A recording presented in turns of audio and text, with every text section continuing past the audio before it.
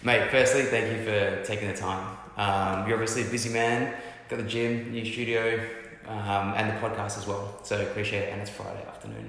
It is Friday afternoon. I'm happy to be here. Yeah. Good way to round out the week for sure. Perfectly. So just give us a bit of an intro. Who are you? Where can people find you? I feel like on a lot of podcasts, people do that right at the end. And so for anyone that's listening, if you like what you're about to hear, definitely... Yeah, cool. Well, I own a gym. I've been in the fitness industry now for 13 years, going into 14, and owning the gym, going to year number 10 now. So yeah, it's been a pretty amazing ride. And then along the way, I have a podcast as well, Raise the Bar Radio, and I do some consulting for some other gyms in the business and the behind the scenes areas. And then I try and add a bit of humour into my social media as well. And people can find me.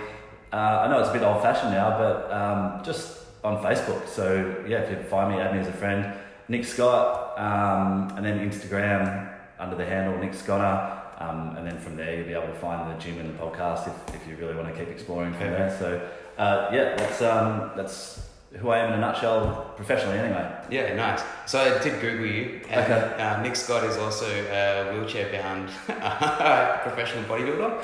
Oh yeah, I think I knew that actually. Yeah, is he going all right? He's doing all right apparently. He's got some accolades on the board there. Okay. So, nice. Cool. Okay, cool. So how did it start? How did you find CrossFit? When did you decide like you wanted to open a gym? When did you decide health and fitness was the industry for you? Well, I found fitness or worked in fitness a long time before I found CrossFit. Played footy most of my life since the age of 5 or 6. I think I started kicking a footy around. Auskick came in a little bit later compared to when I started playing footy. So I just wanted out, I just got involved in my local club down at Germano. And then it wasn't until I was about 10 or 11, I don't think, when Auskick started to kind of filter into the primary schools as well. I'd been a part of the Germano Footy Club for most of my life, I would say. So always loved sport, loved footy. I played basketball. I was never any good at those things, but what I did always really love was this time of year, so pre-season. So I loved the idea of really setting a base and working on your strength and working on your conditioning and the fitness aspects of of playing sport. I've been drawn to fitness the majority of my life. After school, I kind of fucked around for a little bit, travelled. Didn't really have too much purpose for a little while, and then went and sought some more education, and then I think it was about 2006 I finished all the formal education side of things, and then I've kind of been making my way in the industry since. Started as a personal trainer in a Globo gym, and that was about the time then a couple of years in, I think I found CrossFit just through some of the other trainers. Swinging kettlebells around and doing burpees and... Someone's doing Fran in the corner with strict pull-ups. There was actually a couple of good athletes as other trainers. I remember seeing one of them do a bar muscle-up on the pull-up grips, on top of the cable machine, where it's not actually a pull-up bar. Handles. Just the handles. I came back and did that a few years later. Actually, you actually get a lot more momentum on those handles. Oh, really? Yeah. I think my max effort went up by 2 or 3 reps on those. Just, I don't know, if you chalk up a little bit on the rubber, it just... Get told off for using chalk. Of course. You got to smuggle your own in. But then, worked at a Globo gym for about 3 or 4 years. And then before I decided to leave, I knew that it would be a good idea to probably have some clients first. So I started, rather than trying to find groups or create groups and bring them to me, I started heading out into the community and actually reaching out to groups that already existed. So I was involved in a church group. I was involved at a golf club. I was involved in a lawn bowls club. So that was just just going out and just asking them if I could potentially train them and help. No idea really about the world, and then but I think my enthusiasm kind of is what got me through those early stages, and then without much planning or preparation, decided to lease a property and buy a couple of barbells, and 10 years later, the doors are still open. So figured it out as you kind of went along? Definitely figured it out as I went along. Yeah, I'm big on implementation, and I probably didn't realise, even back then before, probably still don't have too much wisdom about the world, is that, I do like to just do things and figure it out as I go along, and if I've got some passion about it, I think I can get it right the most times, and make a lot of mistakes, but learn from those mistakes very quickly and adapt. So I think that's probably a strength of mine, but at the same time, that balances out by maybe not planning and preparing as well as I could sometimes as well. You get to a point where it's been working to wing it for so long, you're just like, I think planning is overrated a lot of the time. I mean, you can plan, you can research, you can, you can do all the things in the world to get yourself ready, but you can almost talk yourself out of it a little bit before, if you do too much. But the way I see it is, you can always go back. Like, if you give something a go and it doesn't work out, then, what have you really lost? Yeah. If you're investing, a ton of money into something, that's obviously a big risk, but most of my risks have been quite small initially, and then, being able to build those into something that's a little bit larger. And I've certainly taken some risks and it hasn't paid off, but I look back and obviously they've been learning experiences, but I've never gone in too hard too early. Just tried to grow things, on a small level, and started a small level, and then with the idea of building those into something a bit bigger along the way. Yeah. Do you think that's where people get stuck, is worrying that they're not opening with the final product?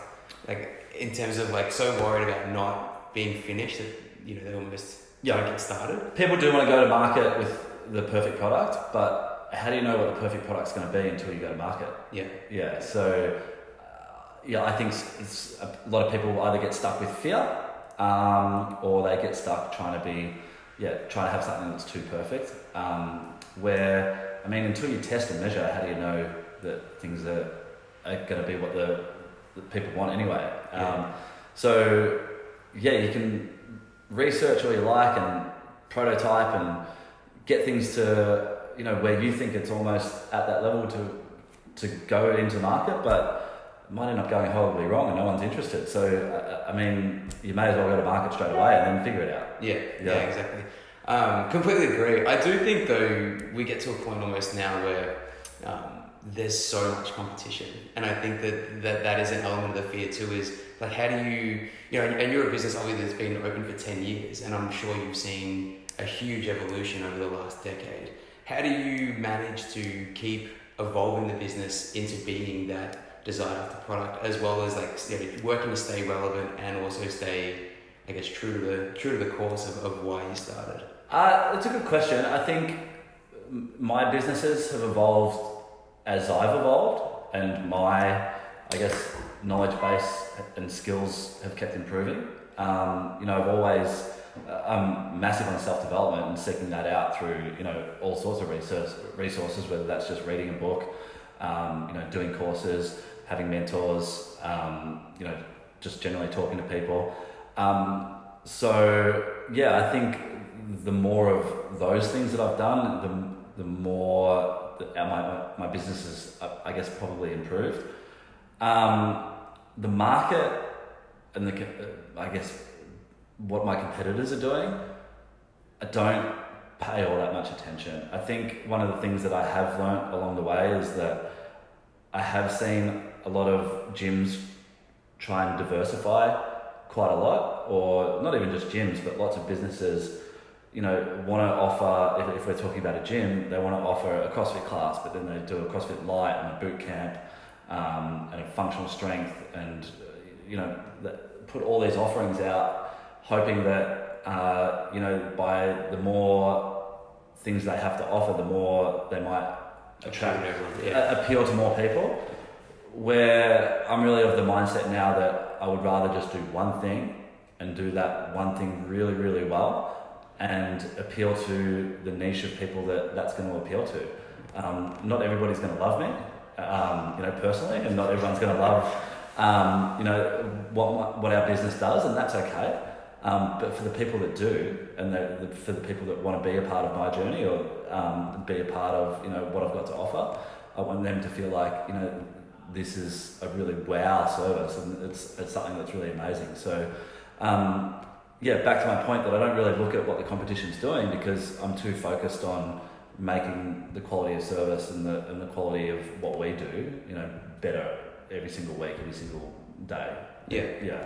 So that's really where my focus is. I do have a greater awareness of kind of what's going on and what's popular at the moment, but I don't pay too much attention to the trends of what's happening right now, because it's ever changing. I think our core product will always be strength and conditioning, and using principles that have stood the test of time, and that's how we want to train people. Whether we market that in different ways at different times, that will change throughout, but at the core, we know what our values are, we know what our principles are, and they're pretty rock solid. So when you talk about adding value specifically to your community and your population, can you give me a couple of examples of what exactly does that mean? I think that's a term that gets thrown around a lot in terms of you have to add value and you have to add value, but it's... Yeah, I think it's really the small things that count, and for instance, I know this doesn't sound like a big deal, but for instance, we just put new paint up on the wall. Yeah. So we only painted it 2 years ago, but it was starting to it just didn't look fresh anymore, and there were scuff marks all over the walls, and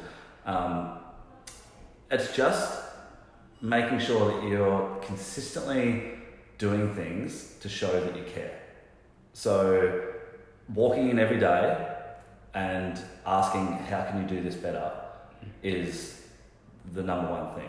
So adding value doesn't necessarily need to be more classes, more coaches, more seminars, more workshops, more. It's just continuing to refine, what you do, and asking the question, is there any way that I can do this better? You can continue to invest in your own development. Once again, I think that's the best investment that you can make.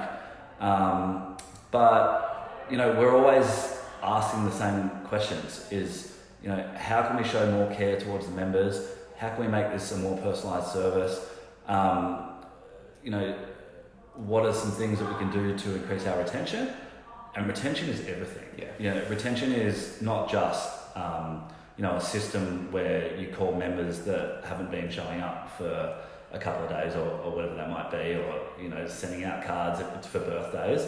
It's how clean are your bathrooms, how clean is the gym in general, how well are you maintaining the equipment, how well are you connecting, and how high quality are the conversations that you're having with the people that you're surrounding with. Are the staff engaged, and are they motivated? And are they inspired to walk into the gym every day and teach every class like it's the only class that they're doing for the day? They're all the things that we continue to ask. It's just on a daily basis, and I think that would be the secret, is just asking the right questions. Yeah. What's your motivation for? I can imagine there comes a point for a lot of gym owners who've been doing it for 10 years to get to the point of complacency, where they're we've been here for 10 years, what we're doing is obviously working. What is it that kind of keeps you in that mindset of always looking to improve?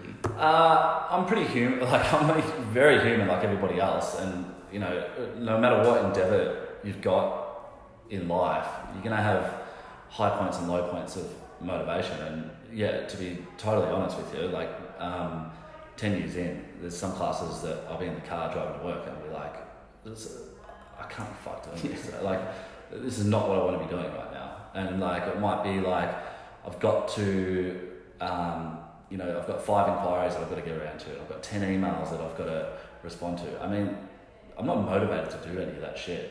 I think it's been having the discipline and creating habits that is really important. I also think that you've got to have a really strong reason why why you want to continue to do this. But it's really tough when you're not accountable to anybody as well. Yeah. It is tough because obviously my staff, they're accountable to my general manager, and then they're accountable to me as well. So yeah, I'm just committed to knowing what these tasks are that I need to do, and just making sure that I do them. I think the saying, I'm going to butcher it here, but there's a saying that is basically like, do what you love and you'll never work a day in your life. Yeah. I mean, that's total bullshit. Yeah, absolute rubbish, because there's plenty of work to be done, and I'm inspired by what I'm doing, and that's helping people. Yeah. And I guess at the end of the day, that's why I do all these monotonous tasks, is because I know that, it's the work that's required to, I guess, keep reaching my goals. Yeah. And have a sustainable business, because if you're not willing to do the stuff that's not glamorous, then you're not going to go too far at all. Yeah, I think that's one of the big things too, where people get in a little bit and they think, I love coaching, I'm going to own a gym. Yeah. And then you realise that being a coach and owning a business is two completely different ball games. Yeah, 100%. And I think you learn pretty quickly that you just can't do it all on your own. Yeah. I have I continue to diversify my role quite often as well. So I'm pretty, one of my strengths is delegation. I have no problem admitting that, I'm not the best coach at our gym. And that's fine. And that's for a number of reasons. I think I could be, but I'm not engaged in coaching enough anymore, because it's real. After 10 years, I still love it. But I have reached, I think, a point where if I continued to do the 4 or 5 classes a day, I would have burnt it down. Yeah. I would have burnt out a long time ago. So, and the only way that you know that you've gotten there, what your limit is, what your capacity is to actually burn out. And I've done that. Yeah. So I've burnt out, a number of times, and then, being quick to, once again, acknowledge a mistake and then kind of change things around. So I might not do it on a monthly basis, but certainly, a few times a year, I'm like, no, my schedule needs to be flipped on its head. And if I keep doing the same thing day in, day out, I'm not going to be, it's not sustainable. I need to be inspired, and I need stimulation as well. Yeah. So if I'm not changing things up and stimulating my brain a little bit with the different roles that I'm performing, then it gets a little bit stale pretty quickly. I think that's probably the biggest perk of owning your own business, is that you do have that control of, okay, if I want my role to look like this or look like that, or this is a direction I want to follow. I mean, that's kind of what I'm doing here with the podcast. Yeah. As much as I love the nutrition coaching, being able to seek mentorship, ask questions, see what other people are doing, I think has been almost reinvigorating for that too. Yeah. And it's also refreshing to hear from people like yourself that have been doing it for 10 years that not every day is sunshine and rainbows, and definitely. You always have those down periods of motivation and need a refresh, and selfishly, it's kind of it's good to have a reminder of that occasionally. Yeah.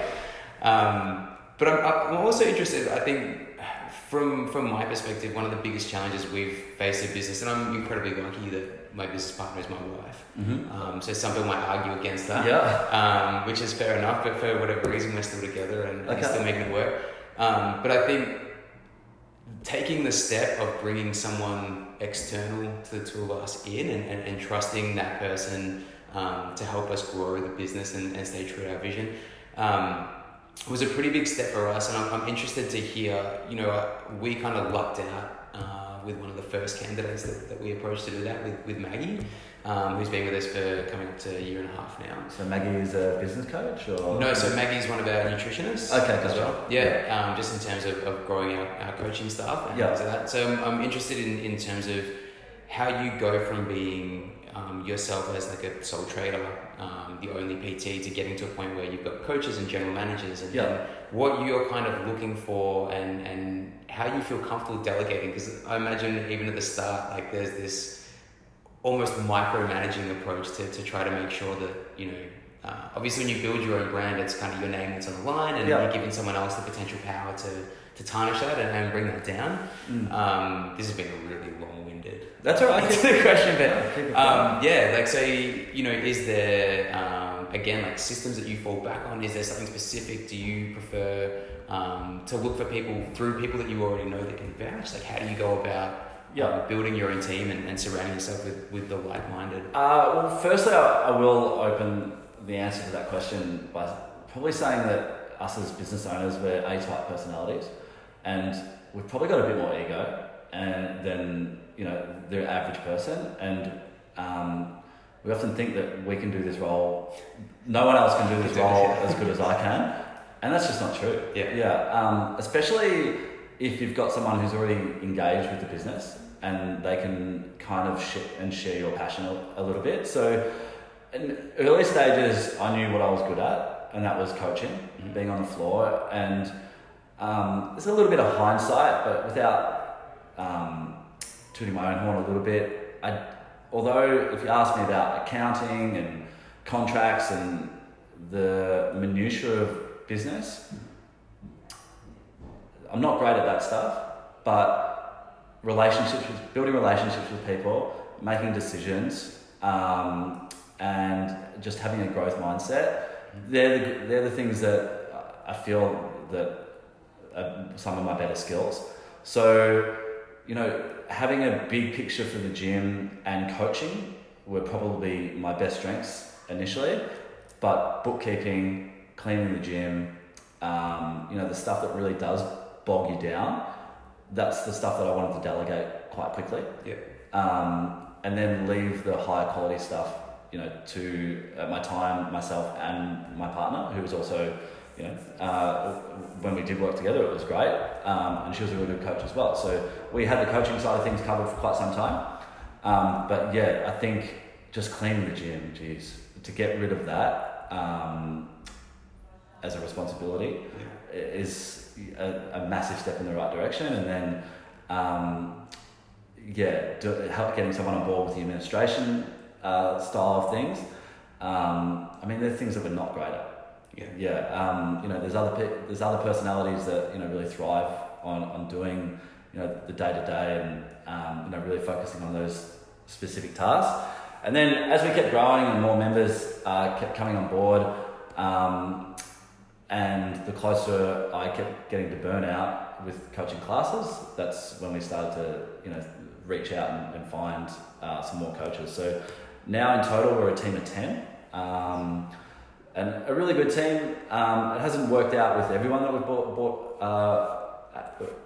on board, but the way I try and recruit our coaches, or any staff for that matter, is someone already within the community. So that's hard for a lot of other businesses to do, because a lot of other businesses don't have communities. So, but in fitness, I really think that's the way to go, because I think there's a lot of great coaches out there. And you can bring a coach in who's got a hell of a lot of skills and can teach someone how to do weightlifting and gymnastics, and you know, they've got their own fresh ideas and they look at things differently to you, and that can be a really big asset as well, because the members might respond to different cues and a different personality type really, really well. But what's really hard to teach someone, and it's not hard, it just takes time, is for someone to understand the culture of the business. So if they're already a member, or they've already been a part of our community, then they're already a part of the culture, and they understand that intrinsically without even knowing it. So I have found it easier to recruit within, and then take someone who, you know, doesn't. I would actually prefer to take a coach that has low skill, but is a part of the community and understands our culture Yeah. and develop their coaching skills. Yeah. Because I'm only going to reach out to people who I think have the right personal qualities to be a good coach. Yeah.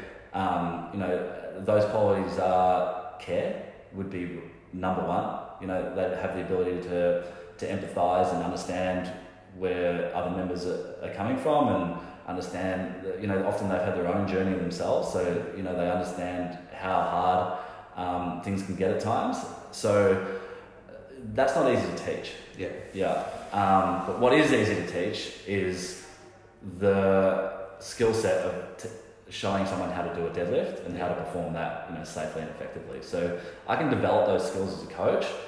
I can develop those personal qualities, but it's a lot harder if it doesn't come naturally for people. So that is my preferred option, and then my other option would be to recruit within my own professional network. So the fitness industry is, especially where our gym is, it's a lot of people know of people, or at least via reputation. So reaching out and just I have put out ads out there in the past, but reaching out directly to people is often the way I've found our coaches. I think that's the one thing that I've noticed pretty quickly since doing this is most people within the industry are actually pretty receptive to your contact. You're a great example of that. Like, we'd never met before, and Akers was like, just send him an email and he'll respond. And I think that generally speaking, the kind of environment that CrossFit or like those kind of communities create is pretty receptive to that. Absolutely. Which is cool. You talked a lot about the culture in the gym and understand that culture is a huge part of any community. And it is often defined really by those at the top and leading the way and setting the example. How do you, as a community, as a business owner, how do you promote that kind of culture that you want? Is that something that you actively work on, or do you feel like when you get to a certain level that people tend to come in, adjust, understand it, see it, and fall in line pretty quickly? I think it's a bit of both. I think the more well-developed your culture already is, the more that, I don't really want to use the word fall in line, but the more people will adapt to that culture when they do come on board quite quickly. Yeah. Because, who the fuck doesn't want to be part of a friendly environment? Yeah, exactly. So I think we've got a bit of a dickhead filter that naturally occurs. If you're a flog, basically, You get found out. You'll get found out, but you probably just won't want to stick around. Yeah. We're just not the right place for you. And that's in any of my businesses and any of the stuff that, if you're not a nice person,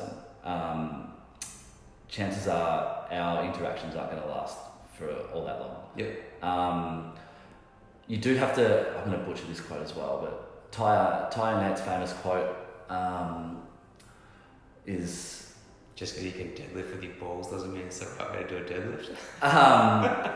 It's something like, as the gym owner, you need to protect your culture with extreme prejudice. Yeah. That's pretty close.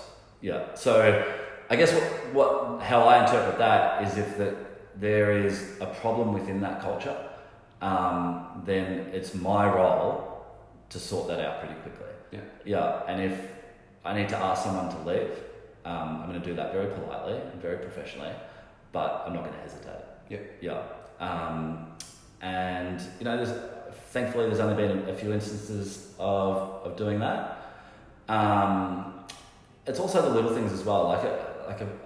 I'm kind of on the negative side of it here, but if I see someone slam a barbell and then swear about it and they missed a lift and they get real angry and upset and no one wants to see that. It's just a missed lift. Who cares? Yeah. And all you're doing is making the people around you feel a bit awkward and a bit uncomfortable at times. And it's just sometimes just backing yourself and just being like, we don't do that here. Asking the right questions again. So talk me through it. Why are you so angry about missing that lift? And it might just be, the answer might be, I thought I could really make it. And often, my response will be, well, how much work have you actually done to be able to make that lift, Yeah. but also be super confident. Were you confident that you're going to make that lift? No, like I thought I might get it. Well, you know, you should only be doing lifts that you're really confident of making because you've done the work. Mm-hmm. So have you done the work? And often the answer is no. But anyway, like there's no need to get upset at a barbell. Yeah, and so that's just one specific example. But on the proactive side of things, you know, you've got to foster that culture. It's not going to happen on its own. So, you know, whether that's events, whether that's, you know, just like this doesn't happen naturally at every gym either. Like sometimes the coach physically needs to say, get around to everybody and high five at the end of the workout. So it's just those little things that create the right culture. You've got to be a leader as well. So, you know, if that's my role, is to lead the gym in the right direction. So, you know, I try and be as real as I possibly can with my members. Like I talked about having lacks of motivation before. Like I do that with my training as well. You know, I used to train really, really hard and wanted to be competitive, and that's just not where I'm at anymore. So, you know, if we're talking about having beers on the weekend or, you know, eating delicious food, I'm very truthful about that. Yeah. But at the same time, I do try and, you know, lead by example. And that mostly comes from my attitude. You know, I'm really positive in the way that I tackle problems, and you need to have a little bit of presence, but not and make sure you stand for no bullshit at the same time. Yeah. I think that's an important part of your evolution. Like just as an individual is, I think as a personal trainer or even as a nutritionist, you get into the mindset where like you feel like you have to be perfect all the time. You have to be a certain level of conditioning, or if you jump in a wall, like you have to be towards the top, whatever it is. And there's actually a big conversation that I had with hackers is like, that shit doesn't make you relatable to your community at all. And there's probably more people that are going to be able to relate to the fact that had a shit day, you just felt like a pizza, you crushed the whole large pizza to yourself, than like being completely on it all the time. So yeah, I completely agree.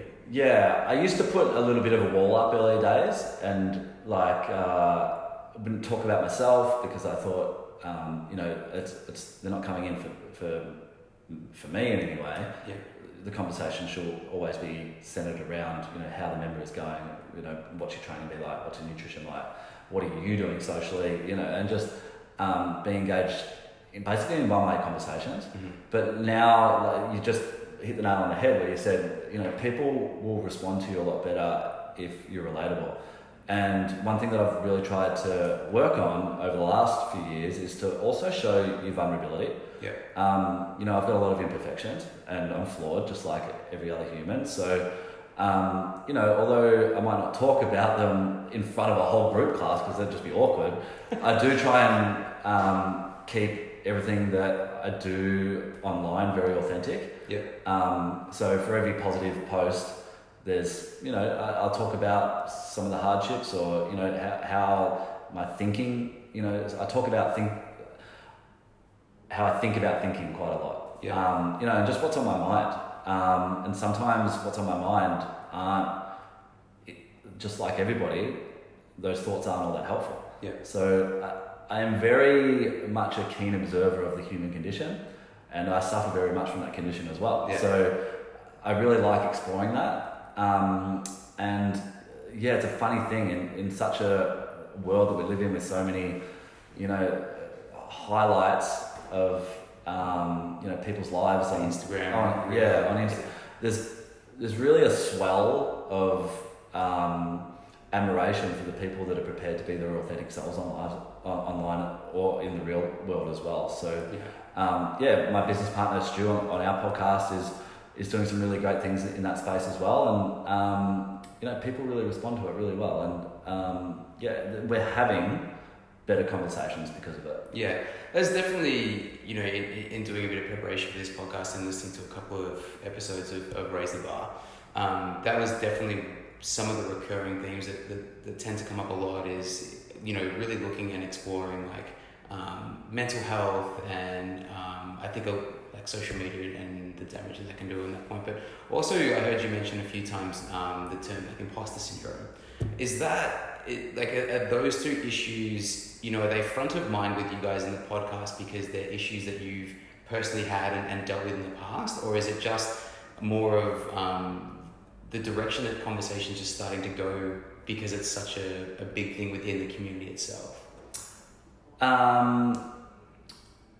You just in the larger community in terms of or even in the community that you're really the people that you're talking to and yeah. Well, we're talking to some like incredible people sometimes, and I'm sitting down and I do pinch myself every now and then, like how am I even in the same room as some of the people that we talk to, and that's it can be pretty crazy, and I think no matter what endeavor I'm doing, if I'm challenging myself, I'll always have that imposter syndrome happening where I think, this isn't, and that's just self-doubt, which everyone experiences. And like, you just ask yourself that internal question of like, I shouldn't be here, or like, I'm not good enough for this. But I think the key to being able to continue to do what you want to do and strive high when you experience imposter syndrome is acknowledge that those thoughts will never go away. For me anyway. I don't think I'll ever be able to drown out those thoughts completely. And self-doubt, worry, anxiety, imposter syndrome is always going to be there. But it's creating it's having the positive voice of, you can do this. You're intelligent enough, you've studied hard enough, you've worked on your development hard enough, you've got enough experience. It's making those voices louder than the negative voices to be able to just get the job done. I think just acknowledging that both thoughts are going to be there and to really listen to the right thoughts is kind of how I've tried to overcome, those feelings. Yeah, I think you kind of touched on it before as well when you said if I fail, what's the worst that can happen? Yeah. Right, and I think it does relate back to it too. Like, if you don't take the shot, you can't win the game. Regardless of whether you make it or you miss. And this is going to be really cliche as well, but the journey, if you acknowledge it during as it's happening, the journey is very rewarding. I think we're so goal orientated that we forget, how inspired we can be day to day when we're working towards, a longer term goal. And I honestly don't think that. I think that the goal is sometimes just a byproduct, and whether you hit it or not, it doesn't matter. I do a seminar, and I go around to different gyms or workplaces, and the seminar's called Time to Stop Fucking Around. And I start, do you want to hear it? Yeah. So I always start the seminar with a bit of a story. I love fitness, I love travel, and I love Bali. And a friend of mine has had an adventure travel business for quite some time. It's happening more and more, like fitness retreats. Yep. And I was like, well, I fucking love all these things. And if I got sucked into, doing a bit of a comparison, but I thought if these guys are doing it, I can surely do it. I've got a community of people. I know Bali pretty well. How hard could it be? How hard could it be? I even did like a bit of a research trip. So I wanted to do a fitness retreat over Bali. And so I set myself the task as, all right, let's do it. I did do a bit of research on this one because that's what it required. So I wanted to get the itinerary down pat. I wanted basically day by day, because people want to know what they're buying. So I got the itinerary took a little bit to put together. So I did spend a bit of money, not a significant amount of money, but some money was invested into it. And then it was my time. So I was researching, I was on the computer flat out, and then obviously need to market it as well and get it up and about and get people interested and create some excitement. So it was a really, really big investment of my time. And then things were going really well. I was getting deposits and people were jumping on board, and I was really getting a bit of momentum happening, and I really didn't care if it made a hell of a lot of money or not. Yeah, a free trip to Bali with some awesome people sounded great to me. Yeah. And then if I could get the first one right, I could build on the second, and then obviously maybe build it into something larger down the track. So I was getting closer and closer, and the cutoff date for everything that I had organised in Bali was getting really, really close. And then all of a sudden, 2 couples that were coming on the retreat dropped off. And then I was getting a bit worried. And then I was following up all the leads that I had for the trip, and I was really struggling to get anyone else interested. And that was okay, and I was still doing all the work, getting prepared for the trip, and then another person dropped off. So the numbers started to get really low, and now I was going to have to reach into my pocket way more than I wanted to. Yeah. So it got to the point where I had to call it off. And obviously I gave everyone's money back, apologised personally, either face-to-face or on the phone, explained the exact reasons why we can't go. And obviously everyone was really understandable about it. So no one externally is going to look at that and go, Nick, you're a fuck up. The only person that's going to say that is my internal dialogue. Mm-hmm. People are really, really harsh on themselves. I look back at that experience, and it was probably 4 or 5 months all up where I was doing the work and I was getting excited. And I actually, in hindsight, look back, and whenever I was on my computer or I was making calls, I was sending out emails and doing all the tedious stuff, I was really inspired and passionate to do it because it was something new and it was exciting, and I was fired up and I was working towards a goal. And the fact that I didn't achieve the goal didn't matter because I was all of a sudden doing things with purpose and excitement. So what does it matter that I didn't end up going to Bali? I've just had 4 or 5 months where I'm waking up every day and I'm working on a new project. And it feels like, I'm really working towards a goal or a dream, and it was exciting times. And, early on in business, I remember having that feeling. I was going to say, is that a little bit reminiscent when you first started? And then doing the podcast, I've had that feeling. So, fortunately enough, those other endeavours have really worked out in my favour down the line. This one didn't, but like that sense of joy and excitement, I don't want to take that away. So haven't given another crack yet, but there were some mistakes made in there that I probably could have been a bit smarter with, and locked people in, or so when I do give it another crack, I'll be better prepared and ready to go again. So what did I lose? I lost a little bit of money, and if you frame it correctly, I didn't lose any time. There was an investment of time, but it was time spent well. Yeah. So people are their own worst enemies, because a lot of people would frame that as a massive failure, and then it would put them off from having another crack at things. Mm-hmm. So that's when we can really create our own fear, or and just struggle and not even get started with things. So what's the worst that can happen? Yeah. I think we see that a lot too with clients who are thinking about doing their first competition, right? And their big fear is, what? I might come last. Yeah, I want to be able to do it. And it's like, no one gives a shit about anyone else's competitive performance other than their own. Like, other than us cheering you on, no one cares. Yeah.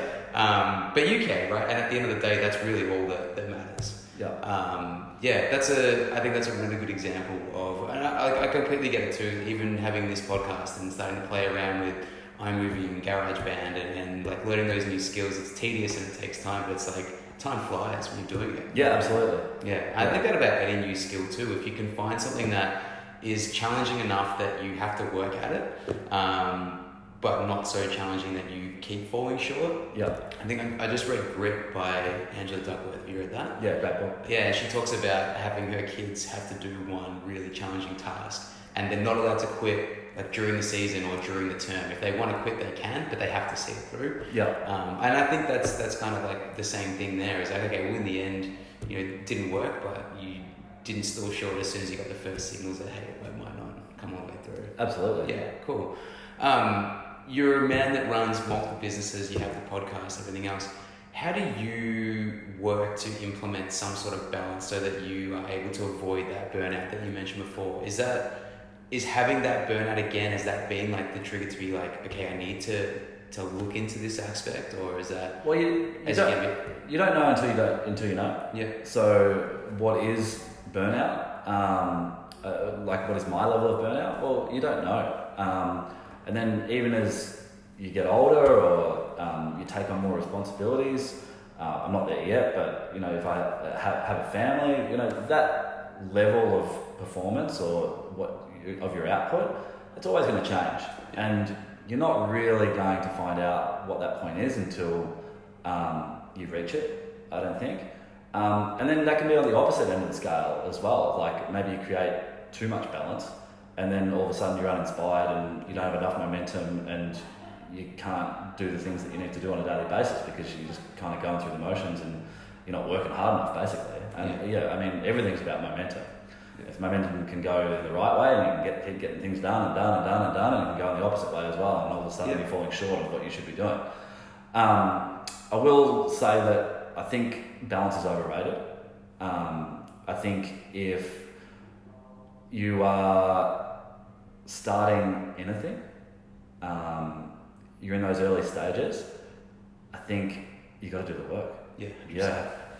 I mean, there's no fucking balance starting a business. Yeah, I agree. Well, I think that's, I think what people think balance is and what balance actually is two very skewed ideas. And I think when you are type A and you are the kind of person that's inspired enough to start their own business, I think you tend to accept that, like, for the first few years anyway, like, there is no balance. And whether that becomes being a goal and having the family on the horizon and then needing to start taking steps where it's like, hey, well, I can't give 20 hours a day purely to this anymore. I mean, Ben Bergeron talks about it really well with his athletes. I mean, they're not balanced. They're doing a lot of wellness activities on top of their training, but like they're making a lot of sacrifices at the same time. So I mean, they wouldn't frame it that way. They're doing what they love. Being a competitor or starting a business, I would say you're doing it because you love it. Yeah. But if you're not fucking pulling your hair out and losing sleep and like living unhealthy at times and heating up last night's pizza, you're not going for it. Yeah. I mean, if you want success, however you determine that, it takes fucking work. So you've got to get it done. Fast forward, you can't do that forever. There comes times where like that's what needs to be done, and I don't like to use this word, but you got to hustle. Mm-hmm. Make hay while the sun shines. You got to go. Yeah, you got to, like I said, you got to build momentum, and you got to ride that momentum as hard as you can sometimes. Yeah. But then, you know, you need to put things in place to not go crazy. So, I mean, I break these rules all the time, but, you know, the phone is a big one for me. Like, I operate my business off the phone. Mm-hmm. Yeah. I mean, we're here in my studio today and my office, and I'll work off the laptop for a few hours today, but the majority of the time I'm on Facebook Messenger, I'm on Slack, checking my emails, responding to emails, I'm on Facebook, I'm on social media, I'm on Instagram. Like, you know, I don't see any of those things as fun. That's all work. It's work. Yeah. So having a point in the day to switch those things off, I think is really important. Just on technology is all those things that I just mentioned, all the notifications are off. So I batch all of those things. Now, I should do it better, and at times I do, but you know, I would like to have it more scheduled. So I coach the 9:30 class. At 10:30, I hang around and talk to the members for 15-20 minutes, and then at 11 o'clock, I go through all those channels. So the only way my phone will make any noise is if someone calls me. So I will... You read Undistractable? No, I haven't read it. A good one. So okay. I like that. Yeah. They use this... Yeah, I did pick this up from one of Tim Ferriss's books. Yeah. But I've kind of, obviously, as we all do, is kind of make it your own. He's a 4-hour work week. He checks his email once every 2 weeks or something like that. So yeah, I make times where I just batch everything.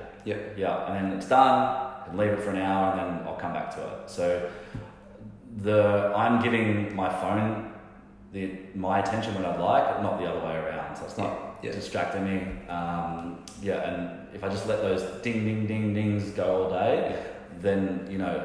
you don't get anything else done. No, and chase your tail. you've got to be. I really do believe in like decision overload as well. So we can only make so many correct decisions throughout the day. So I'm not quite at the Mark Zuckerberg, Steve Jobs level yet, but like what I wear day to day is like pretty similar. Yeah. That's an Obama trick too. Is like I got blue suits and grey suits. Yeah, and that's it. Yeah. So all those decisions around like what I'm going to eat, how I'm going to dress, how I'm going to get to work, my schedule, like I try and put that on a default setting as much as I possibly can. So my decisions are I can make important decisions when I need to, and I'm not kind of fatigued in a sense. I say no a lot. Is this going to provide value to me? I mean, because at the end of the day, that probably, is the biggest thing about the things that you do. And is this going to provide value to the circle of people that are around me? So take that as a compliment. Yeah. Thank you. So if the answer to those two questions is no, then will I do it? It's a pretty simple answer. And I think you want to be like early days. I just wanted to please everybody. Yeah. And do everything and now I'm really restrictive with my schedule. I don't say yes to everything, and then when the opportunity does to come on and to someone's podcast and have a really good chat about and hopefully provide value to your listeners, I can do that quite easily. So I do put a lot of free time into my schedule because I do want to grab opportunities when they come up. If I didn't, I'd be in the gym. I love that place, love it to death, love the members there. But if I'm there for too many hours in a day, it really starts to scramble my brain. So very protective of the time spent in the gym as well. I think time management is a skill that everyone talks about, but not a lot of people manage or do well. Yeah. And I think one of the things that we learned pretty quickly as well is if you allow all day for a task, that task will quickly take up the whole day. Or if you provide availability to clients or whatever else, they end up pushing the boundaries on it anyway. You end up not being able to do anything else because there's a call every hour and a half or 2 hours as opposed to just kind of putting them all together. Yeah. And if you don't make time in your calendar to do things that are important to you, whether that be train in the gym or hang out with your missus, whatever it is, like it just has a way of not getting done. Yeah. Right.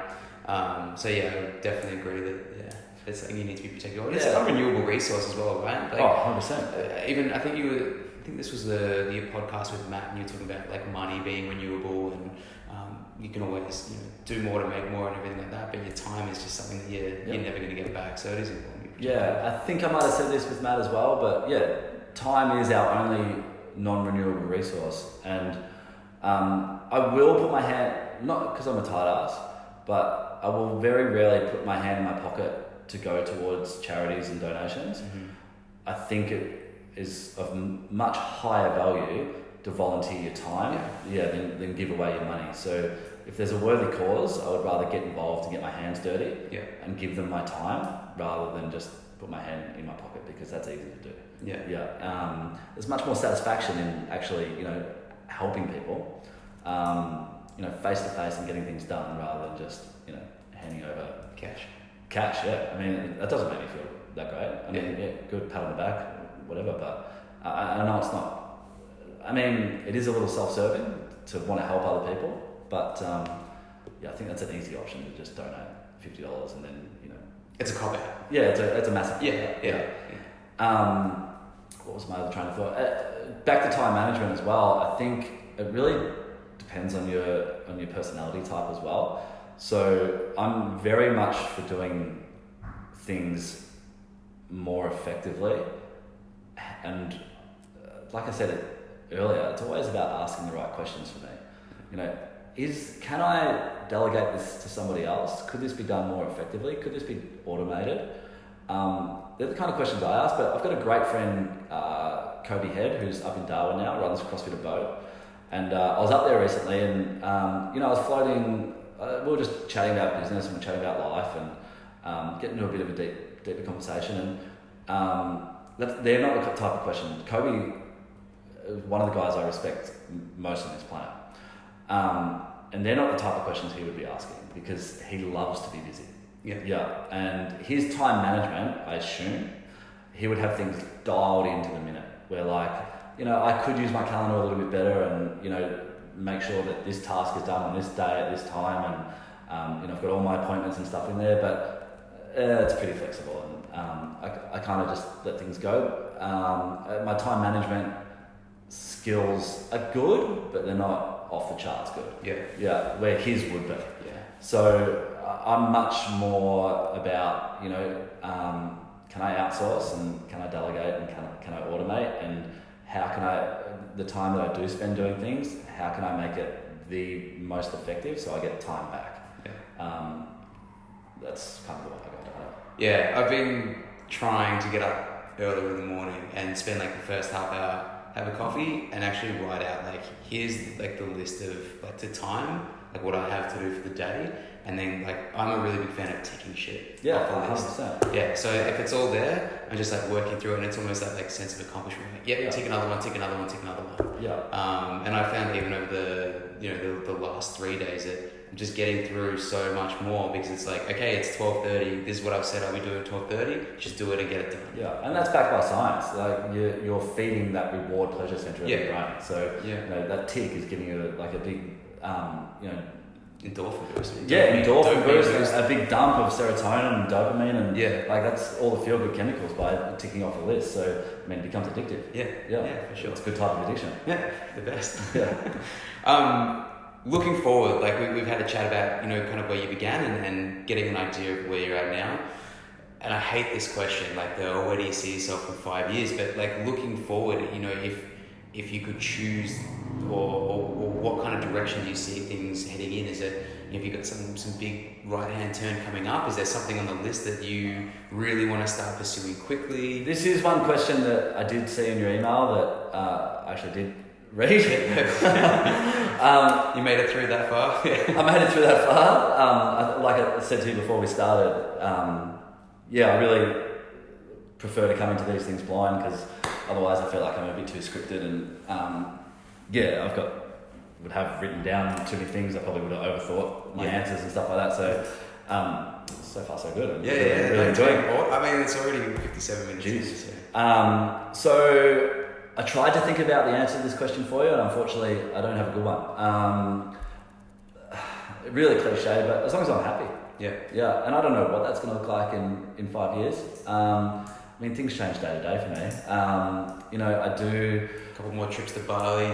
I hope so. Yeah, a bit more traveling on top of that. I know I want the gym to continue to thrive. Well beyond 5 years. That is my hub, and that's what I think I'll keep coming back to and will always love. And I'll continue to ask those right questions every day I step foot into the gym.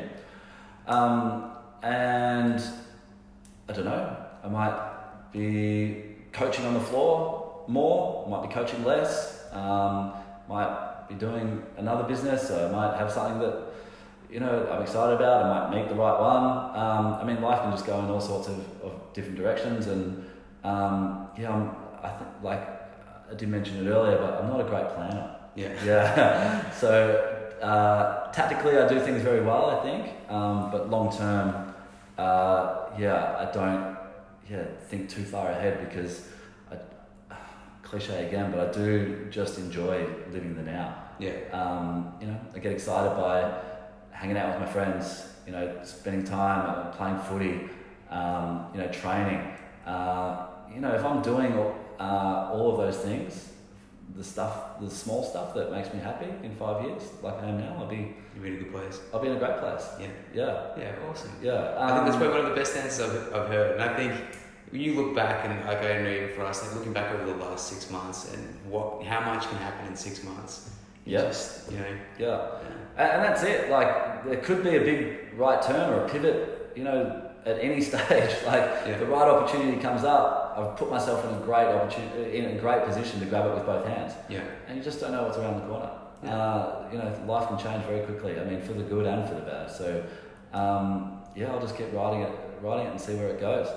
I do, through the podcast, through my own social media, through the conversations that I do have on a day-to-day basis at the gym, I am pretty passionate about creating more conversation about men's health and well-being, suicide, just general mental health, anxiety.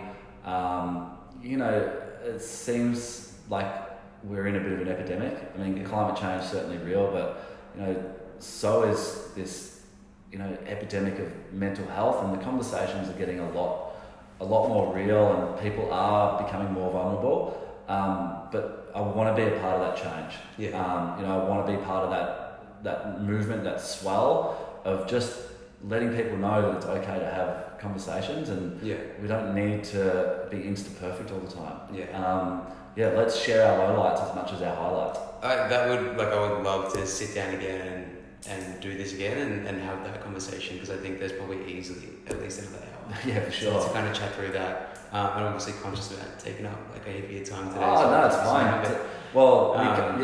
The only thing that you've interrupted today is you met me at the pub downstairs, and I was just finishing off a pint. Arguably the worst time to be interrupted. So obviously you can tell you've got me on a pretty on a stressful day. As long as it was in the calendar, mate. Yeah. Speaking of calendars, we've mentioned a few different resources. You mentioned Tim Ferriss for our work week. Are there any other resources that you would say, look, if you're interested in the kind of stuff we've been talking about, these are definitely books you have to read, or podcasts you have to listen to, or resources to chase down?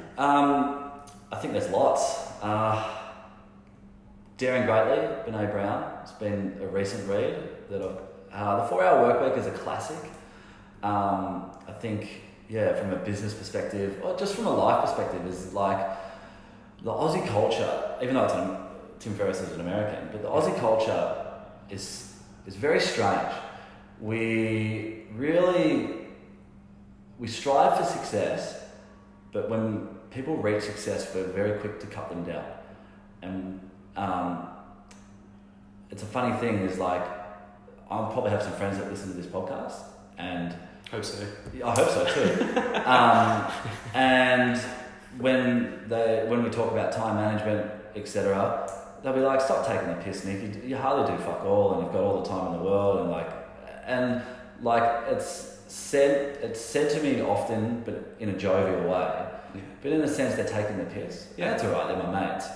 But in a greater sense, we kind of cut down people who have moved away from the grind. Yeah. And so, whether that's a jealousy thing or just part of our culture, that we respect, people that that work hard all the time. It's a funny thing. I don't know if I'm even answering the question now. I can't remember the question, but we'll circle back. I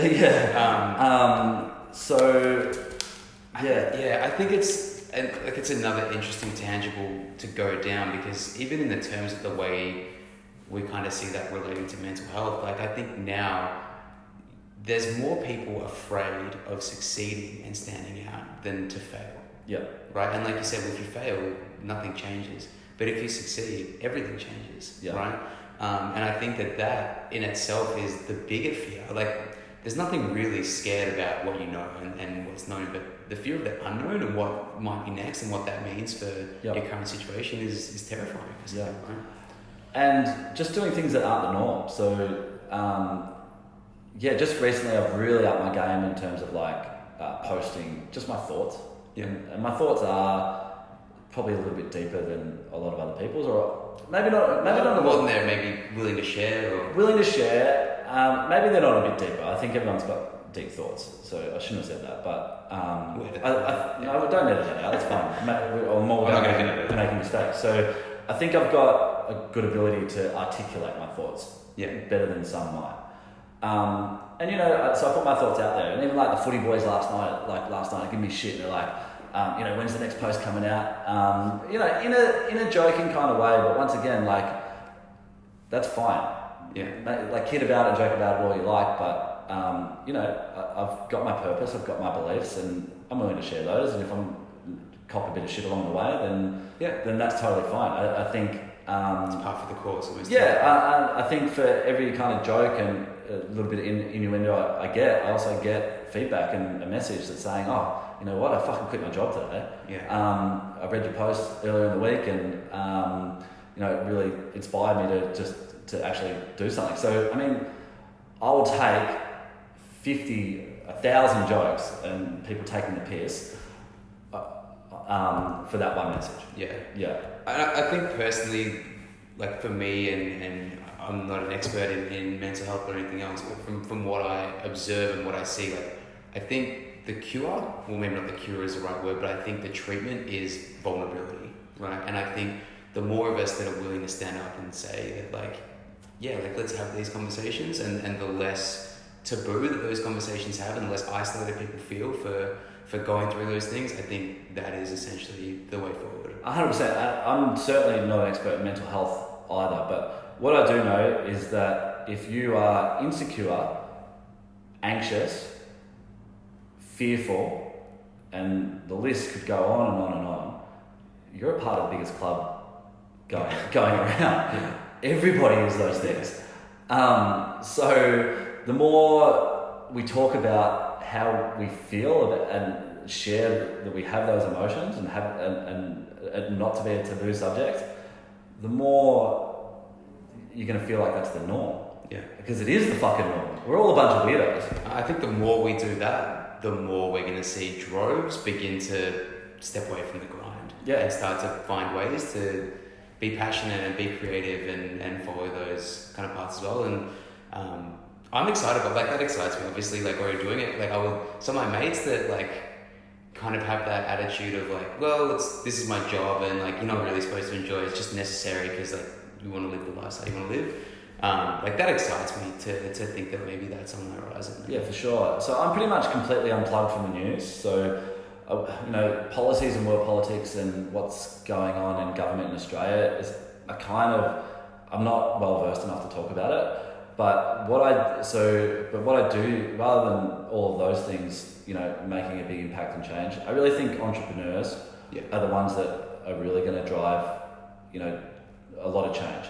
Because you've got people who are super passionate, are hopefully creating financial freedom, and they're influencing the people a lot of the time for the better around them in a really positive way. And like, money is not the be all and end all, but the more money you make, the bigger influence and impact you can have on the people around you, and the more, you know, you can share your message.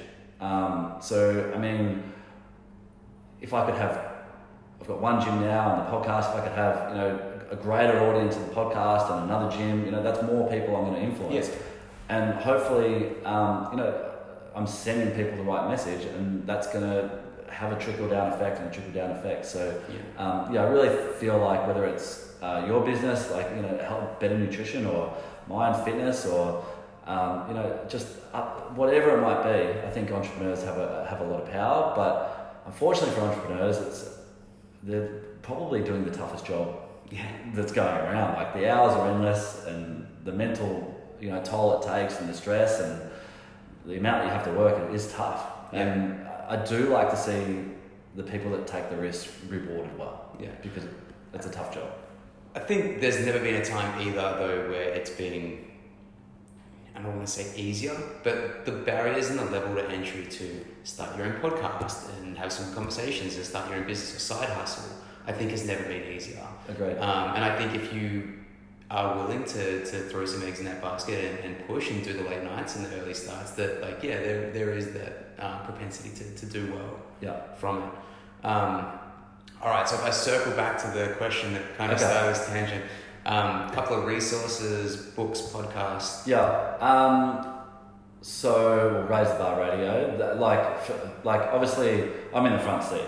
So some of the people that we've talked to are just incredible, and I take away so much every time that I sit down with. So got a couple of favourite episodes? My favourite episode, number 52, Martin Heppel, from the Resilience Project.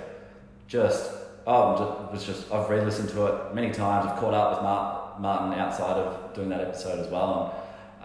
just an episode that I really loved, and it was just a great conversation. He can really kind of draw you in very quickly. Perfect. So that's always the episode that I recommend to most people to get started with.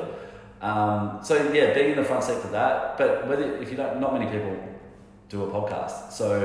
But what I've found by doing the podcast is generally the more successful the guest that we have on the podcast, and people that truly understand that what you put out into the universe will come back. They're often the ones that just say yes pretty much immediately. They'll come on the show because they know they've got value to share. The other guys that we approach, and they want to know how many listeners we've got, they want to see the insights, how much conversions that makes to landing pages and all that bullshit. We don't really entertain that conversation. Have you had much of that? A little bit. Yeah. Not like, to be fair, a lot of the guests that we reach out to, we're really big fans of. So what we found is that because I think Stu and I are drawn to similar people, we're normally getting those people that will say yes pretty quickly because they just want to share their value. Yeah. So we do get a little bit of the other questions, and Stu and I can't be bothered with that conversation. Our listenership is right up there, and it's been a great following. But we often will just stop the conversation there and not worry about it anymore, because then it's more, they're doing it for the wrong purpose, I think anyway.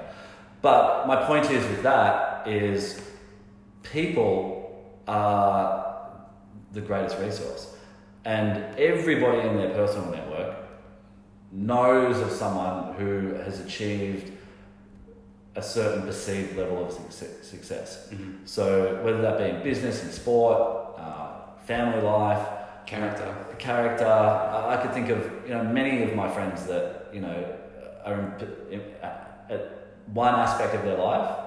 I would like to emulate that, or at least open the hood to see how they've been able to achieve that. So the thing is, if you buy someone a coffee and ask in a genuine way, hey, can I pick your brain about this? I really like what you've done over here. I think what you're doing is really great, and I'd like to know how you do it, because I'd like to follow that path somewhat myself. Yeah. How can you say no? Yeah. I guess for us, that's kind of what I want to do here. Yeah. Right. It's just that we're recording as well, and if we had 0 listeners, that would be fine with me too. Yeah. Because I've still been able to get so much out of in particular this conversation as well. Yeah. So your question was what are some great resources? You don't have to have a podcast to ask that question. Yeah. Yeah. Go buy someone a coffee. Yeah. And discover what they've been doing. Which would lead me into my next question, okay, which is is there someone that you have that you can put me in touch with that you think, or would benefit from sitting down and having a conversation? Martin Heppel would definitely be the man. Craig Harper, I've read his books as well. Very, very smart man. Can call things how he sees things very sharply. So I've always really admired that. Yeah. Trying to think. I don't know if I could put you in touch with him, but David Parkin was definitely a guy who we learned a hell of a lot from. Footy coach? Yeah. Carlton champion coach. He's the coach there at St Kevin's, actually. Okay, there you go. Yeah. And then, I think that'll do for now. Yeah, perfect. Yeah. 2 episodes, that's odd enough. Beautiful. Mate, thank you so much. It's been a pleasure. It's been a hell of a conversation. I really enjoyed it. Really had fun. Thanks for having me. Appreciate it, man. Thank you.